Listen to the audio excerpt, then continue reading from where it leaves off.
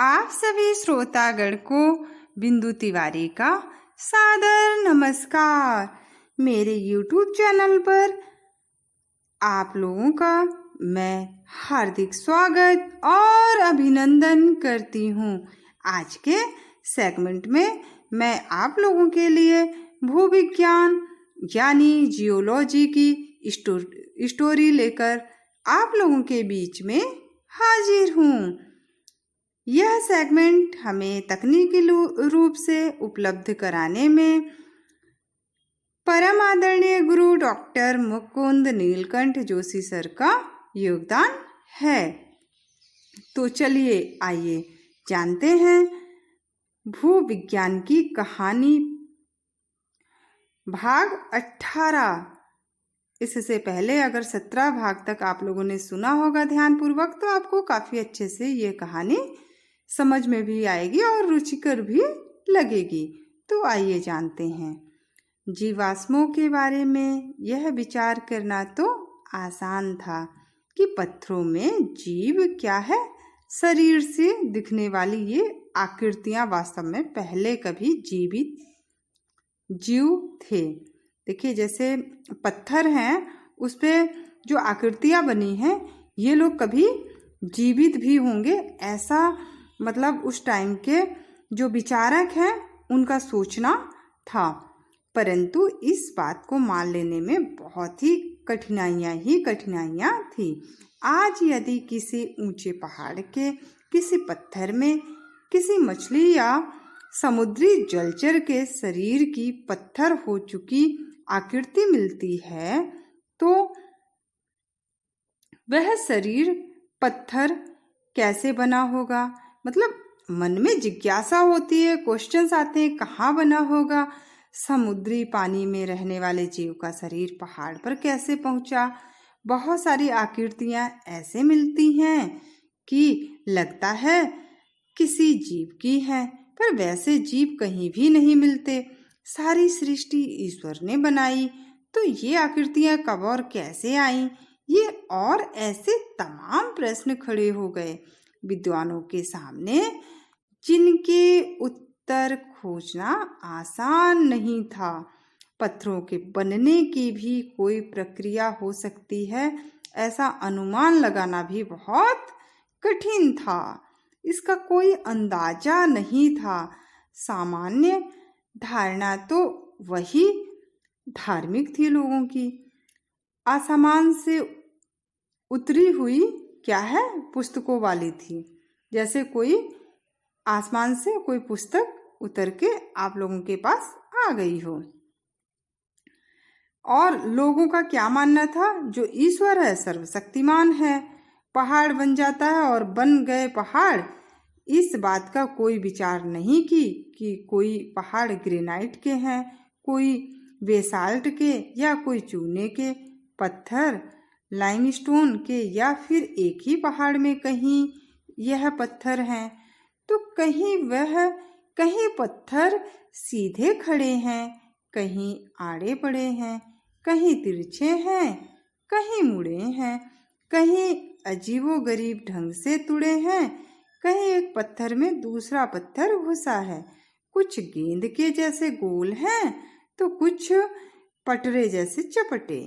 ये और ऐसी सैकड़ों समस्याएं मुंह बाएं खड़ी थी। अब इसका कैसे बताया जाए, इसका कैसे सामना किया जाए। आदमी के सामने इन सब प्रश्नों का उत्तर खोजना आसान नहीं था। इन सब का उत्तर खोजने के प्रयास में और नई नई बातें सामने आने लगी और उनमें नए नए दूसरे जटिल प्रश्न खड़े होने लगे। फिर उनके समाधान के प्रयास प्रारंभ हुए और यह क्रम आज यानी प्रेजेंट तक चलता रहा है। और इसी क्रम का नाम क्या है, भूविज्ञान यानी जियोलॉजी की स्टोरी कहानी। लियोनार्डो दा विंसी से थोड़े से ही छोटे थे निकोलस कोपरनिकस। इनका टाइम है 1473 से 1543, जिन्होंने अपनी गणनाओं और निरीक्षणों के आधार पर क्या विचार प्रकट किया कि सूर्य पृथ्वी के चारों ओर नहीं घूम रहा है, वरन पृथ्वी ही सूर्य के चक्कर लगा रही है। पृथ्वी को केंद्र में मानने के विचार को जियोसेंट्रिक और सूर्य को केंद्र में मानने को हेलियोसेंट्रिक कहते हैं। कोपरनिकस ने पृथ्वी घूम रही है ऐसा जब कहा तो लोगों की धार्मिक भावनाओं को क्या ठेस पहुंची। भाई अगर आप कोई सही बात और साइंटिफिक बात समझाते हैं तो जो लोग होते हैं उन्हें पहले ही प्रॉब्लम होने लगती है। आजकल जैसे धार्मिक भावना को ठेस पहुंचाने पर क्या हो जाता है, FIR। वर्तमान समय की बात बता रहे हैं आपको।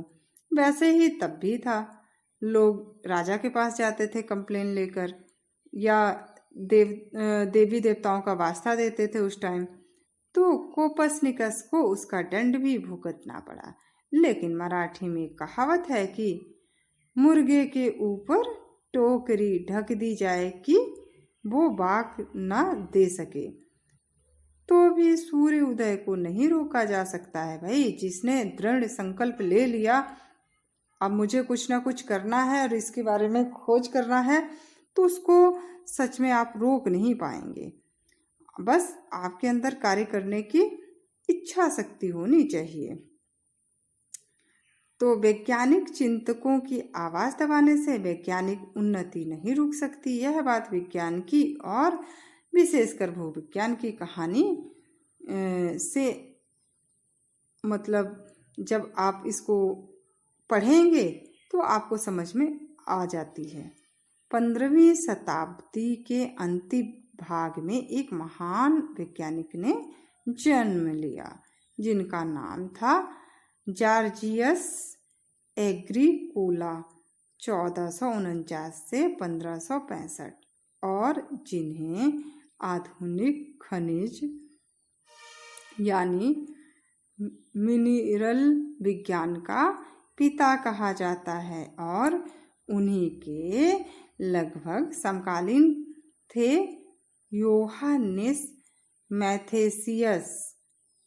इनका टाइम है 1504 से 1565। कोनराड गेसनर 1516 से 1565 और योहानिस केंटमान का टाइम है 1518 से 1574।